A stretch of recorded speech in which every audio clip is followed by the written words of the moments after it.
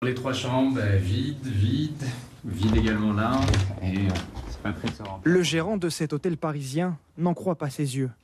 Seul un tiers des chambres de son établissement sont occupées, un chiffre bien loin de ce prévu à quelques jours des Jeux Olympiques. On ne s'attendait pas du tout à ce genre de taux d'occupation, ni mes camarades hôteliers, ni les restaurateurs à côté. Ça devrait être justement plein d'effervescence, plein de monde. Et pour l'instant, la fête n'est pas encore là. À cause de l'absence de clients, l'hôtel a vu son chiffre d'affaires diminuer de moitié par rapport à l'an dernier. Et pour le moment, il ne constate aucun signe d'amélioration.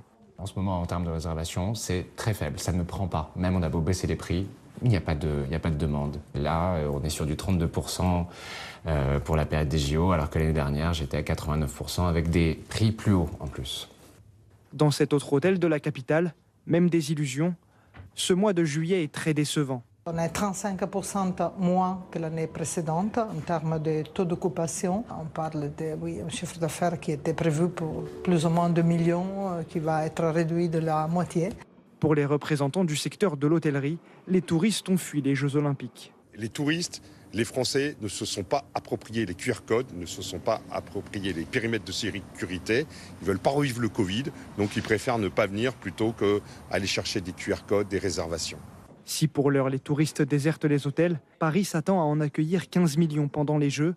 C'est 5 millions de plus que l'an dernier.